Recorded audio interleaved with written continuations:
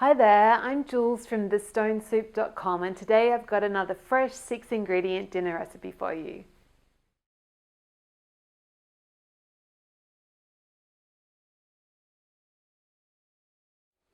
Okay guys, so I've got a small pot on a high heat and I'm just going to get my frozen beans. This is about 250 grams, so half a packet, which is about 9 ounces, but you could use less if you want. So just going to get them in, lid on, and while that's cooking I'm going to cut up my olives and drain my tuna and make a little dressing. So for the dressing I just want a tablespoon each of red wine vinegar, or sherry vinegar would be great, or whatever vinegar you like, and a tablespoon of Dijon mustard, and then a tablespoon of extra virgin olive oil.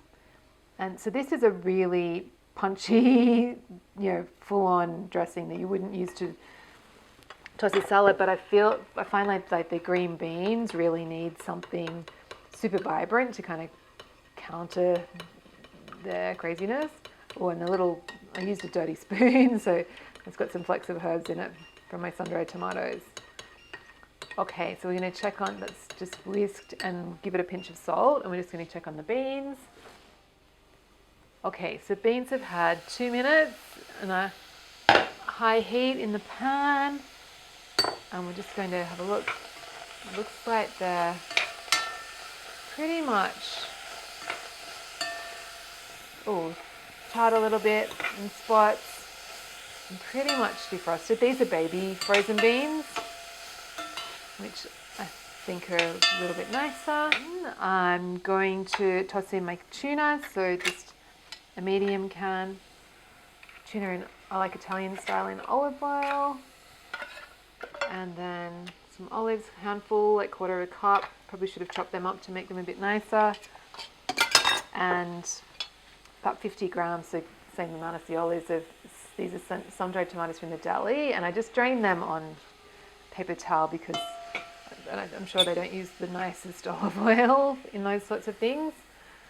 And just give it a stir, and then we'll get in our dressing. Great, and then stir, taste, season if you think it needs a bit more salt.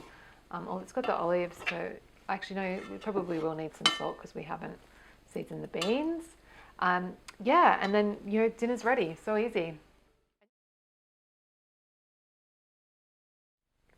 So if you enjoyed this recipe, come on over to my blog. It's thestonesoup.com, and you can download a free ebook filled with simple recipes just like this one.